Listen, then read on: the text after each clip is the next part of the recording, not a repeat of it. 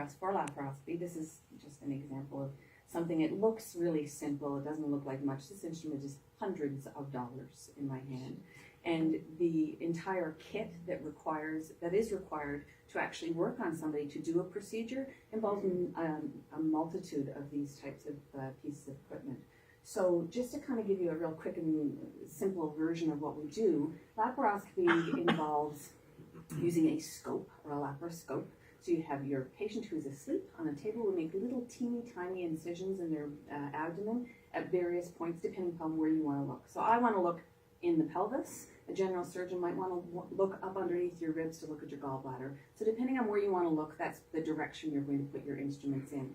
For laparoscopy, you can do things like remove an appendix, remove a portion of the colon, remove somebody's ovaries, remove the uterus. You can remove a spleen, kidneys. There are so many things that we can do with these little incisions so that people have shorter recovery times, they go home faster, they get to their families, they get back to work.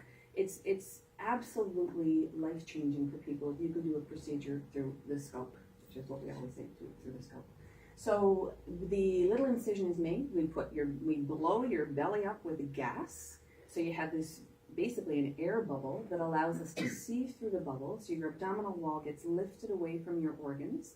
And then we would put a sleeve in through that incision, which allows us to insert the instruments through the sleeve. There's a camera in another one of those incisions that projects the picture onto a screen.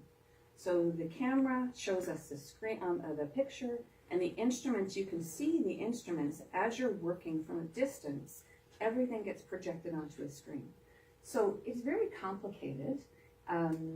It makes your life much easier to recover from. And I'm just going to show you a couple of the messy photos. This is what we do now. So I'm not sure how well this is going to project.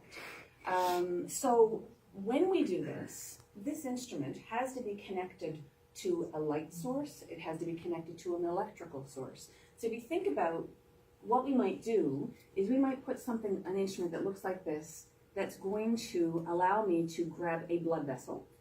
So I grab a blood vessel, then I'm going to press a button that's going to generate current, so it's going to seal the blood vessel. Then I'm going to press another button that's going to allow me to cut that vessel.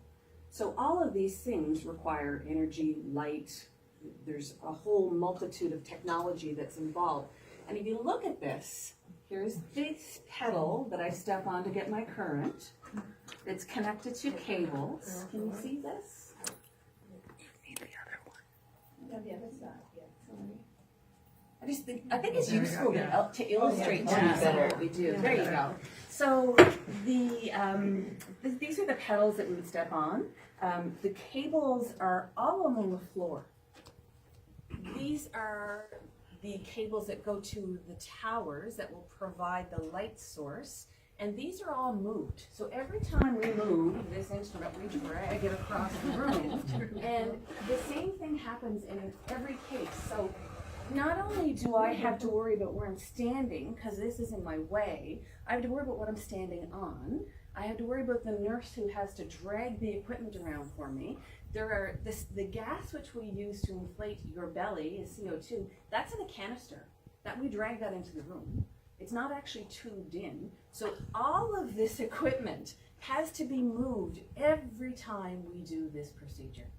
It's huge. It's labor intensive. It's not ergonomic, and it's very complicated. So I want you to think, you're driving in your car, you've got satellite radio, you're singing, you're having a good time, and all of a sudden your reception goes. Where'd your music go? So you're singing, and then the music comes back on, but it's not the same point where you're singing. So I want you to think about being in a case when I'm doing a procedure and somebody walks through and knocks my cord out. That's happened to me. I lose my picture, I lose my electricity, we've got to wait for the system to reboot, and I've got to stand there and wait and hope that I didn't do anything after the cord got cut. So that happens. And it doesn't happen very often. It's only going to happen once.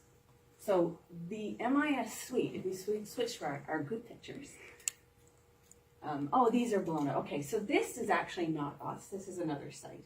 And unfortunately, they didn't actually have a case ongoing at the time.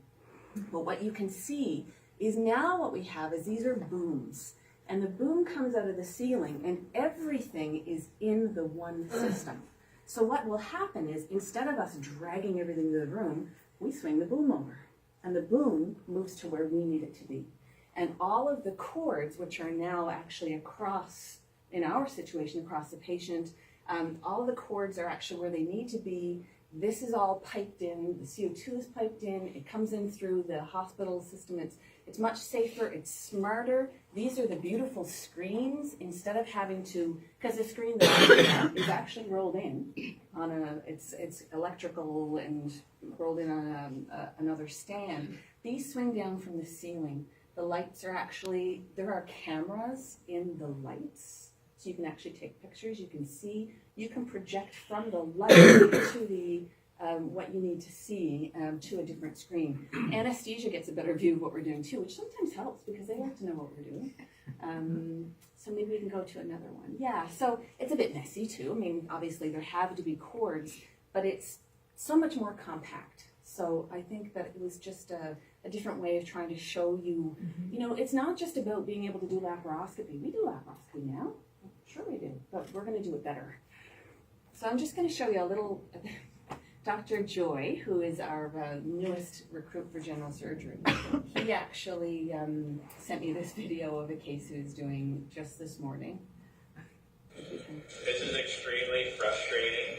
It's very inconvenient. The cord isn't long enough and it doesn't reach the way that it's supposed to. So he's trying to do his scope, but the cord actually, because of where they have to position everything, and that's actually a small case he's doing, there's not very many things around, the cord from his instrument isn't long enough. So there's only so many places you can put things in the OR.